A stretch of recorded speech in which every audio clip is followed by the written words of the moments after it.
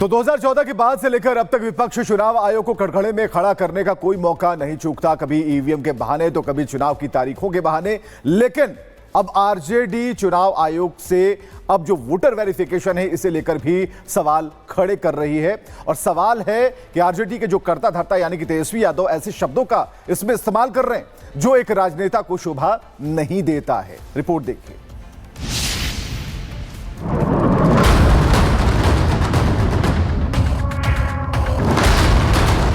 कौन है सूत्र? ये सूत्र को हम लोग जो है मूत्र समझते हैं। चुनाव आयोग से अगर कोई समस्या है तो उसका सही शब्दों का इस्तेमाल करते हुए उस चीजों के बारे में बोलना चाहिए। बिहार में वोटर वेरिफिकेशन या कहें वोटर लिस्ट का रिवीजन विपक्ष में बैठी आरजेडी को हजम नहीं हो रहा। तेजस्वी यादव को डर सता रहा है कि अगर 1% वोटर भी फर्जी पाए गए तो क्लोज फाइट वाली सीटों पर क्या होगा।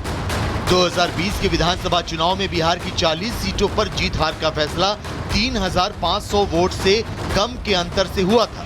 ऐसे में तेजस्वी को इस बात का खौफ सताने लगा है कि फर्जी वोटरों की गिनती बढ़ी तो उनका MY फॉर्मूला भी धरा का धरा रह जाएगा।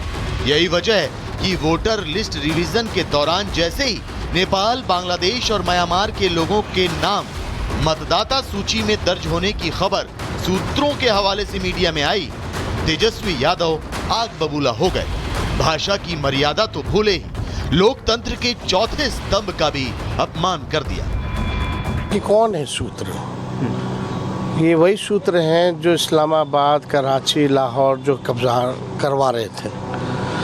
ये सूत्र को हम लोग जो है मूत्र समझते हैं। तेजस्वी यादव की खींच उनके शब्दों से जाहिर हुई तो मामला देखते ही देखते सियासी हो गया। सत्ताधारी पार्टियों यानी बीजेपी और जेडीयू ने तेजस्वी यादव को आड़े हाथों लिया। बीजेपी ने तेजस्वी यादव को भाषा की मर्यादा सिखाने के साथ उनके बयान पर हमला बोला। चुनाव आयोग से अगर कोई समस्या है तो उसका सही शब्दों का इस्तेमाल करते हुए उस चीज़ों के बारे में बोलना चाहिए। लेकिन जो शब्द वो इस्तेमाल कर रहे हैं वो उनकी घृणित और कुंठित मानसिकता का सीधे सीधे परिचय देता नजर आ रहा है।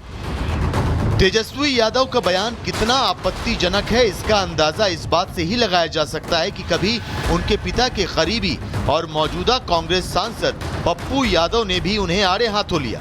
पप्पू यादव ने इशारों इशारों में तेजस्वी की राजनीतिक परिपक्वता और गंभीरता पर सवाल खड़े कर दिए। सूत्र पे ही तो सब कुछ होता है। सूत्र तो ही एक माध्यम है। इसका मतलब है कि आप मुसलमानों को लेकर के और दलित ST/SC को लेकर के और EBC को लेकर के आप गंभीर नहीं है, चुनाव आयोग को लेकर गंभीर नहीं है आप। अब आप हमको बताइए, चुनाव आयोग धृतराष्ट्र तो हो ही गए हैं, सैकड़ों हो चुके हैं वो, ना वो सुप्रीम कोर्ट की सलाह मान रहे हैं, ना वो संविधान को मान रहे हैं। बिहार विधानसभा की करीब 5 दर्जन सीटें ऐसी हैं जहां 1% वोट कटने या जुड़ने से नतीजे प्रभावित होने की आशंका है। हालांकि ये किसी के भी खिलाफ हो सकता है, लेकिन डर सबसे ज्यादा आरजेडी रही है। उस डर की असली वजह बताई जेडीयू और बीजेपी ने।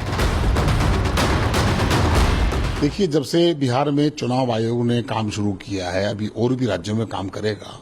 चुनाव आयोग एक इंडिपेंडेंट बॉडी है और उसको अधिकार है।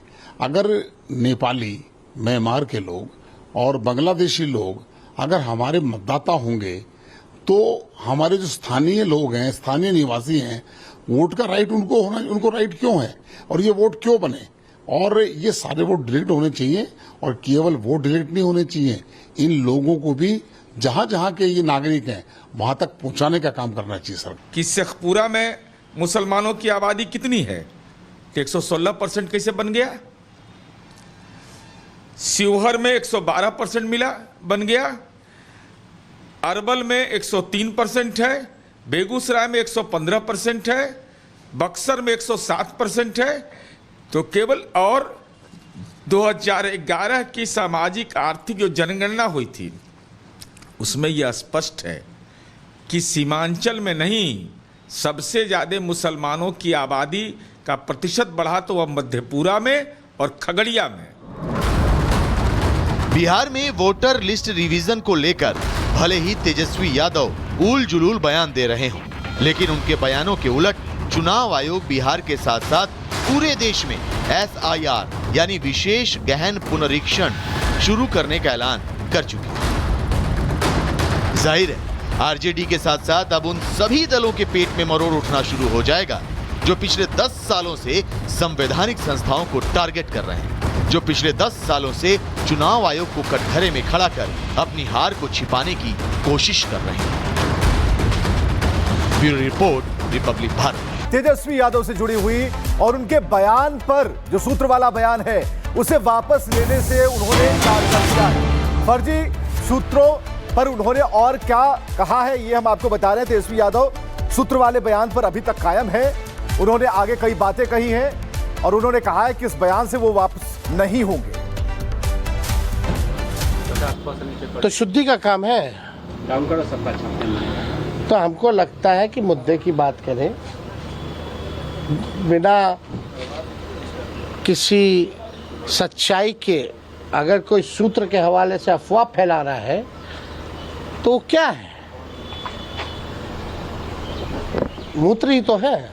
अच्छा सर, कल चिराग पासवान एनडीए में मंत्री हैं। देखिए लॉ एंड ऑर्डर का क्रिमिनल डिसऑर्डर हो चुका है।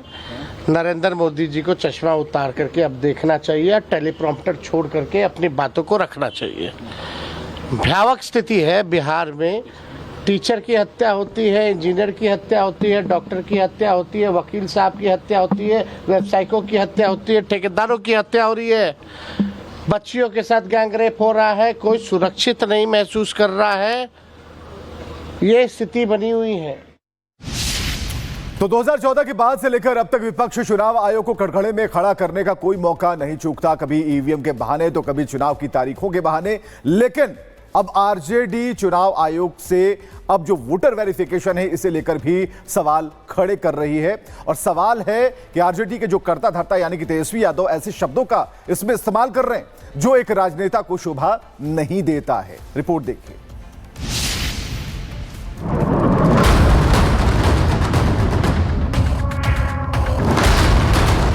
कौन है सूत्र? ये सूत्र को हम लोग जो है मूत्र समझते हैं। चुनाव आयोग से अगर कोई समस्या है तो उसका सही शब्दों का इस्तेमाल करते हुए उस चीजों के बारे में बोलना चाहिए। बिहार में वोटर वेरिफिकेशन या कहें वोटर लिस्ट का रिवीजन विपक्ष में बैठी आरजेडी को हजम नहीं हो रहा। तेजस्वी यादव को डर सता रहा है कि अगर 1% वोटर भी फर्जी पाए गए तो क्लोज फाइट वाली सीटों पर क्या होगा। 2020 के विधानसभा चुनाव में बिहार की 40 सीटों पर जीत हार का फैसला 3500 वोट से कम के अंतर से हुआ था। ऐसे में तेजस्वी को इस बात का खौफ सताने लगा है कि फर्जी वोटरों की गिनती बढ़ी तो उनका MY फॉर्मूला भी धरा का धरा रह जाएगा। यही वजह है कि वोटर लिस्ट रिवीजन के दौरान जैसे ही नेपाल, बांग्लादेश और म्यांमार के लोगों के नाम मतदाता सूची में दर्ज होने की खबर सूत्रों के हवाले से मीडिया में आई, तेजस्वी यादव आग बबूला हो गए। भाषा की मर्यादा तो भूले ही लोकतंत्र के चौथे स्तंभ का भी अपमान कर दिया। कि कौन है सूत्र? ये वही सूत्र हैं जो इस्लामाबाद, कराची, लाहौर जो कब्जा करवा रहे थे।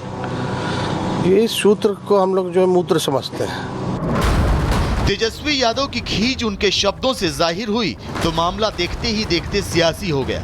सत्ताधारी पार्टियों यानी बीजेपी और जेडीयू ने तेजस्वी यादव को आड़े हाथों लिया। बीजेपी ने तेजस्वी यादव को भाषा की मर्यादा सिखाने के साथ उनके बयान पर हमला बोला। चुनाव आयोग से अगर कोई समस्या है तो उसका सही शब्दों का इस्तेमाल करते हुए उस चीज़ों के बारे में बोलना चाहिए।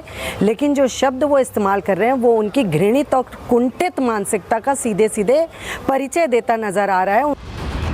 तेजस्वी यादव का बयान कितना आपत्तिजनक है इसका अंदाजा इस बात से ही लगाया जा सकता है कि कभी उनके पिता के करीबी और मौजूदा कांग्रेस सांसद पप्पू यादव ने भी उन्हें आड़े हाथों लिया।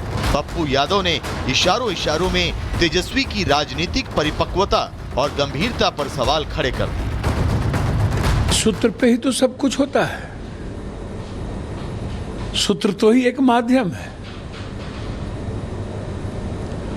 इसका मतलब है कि आप मुसलमानों को लेकर के और दलित ST/SC को लेकर के और EBC को लेकर के आप गंभीर नहीं है, चुनाव आयोग को लेकर गंभीर नहीं है आप।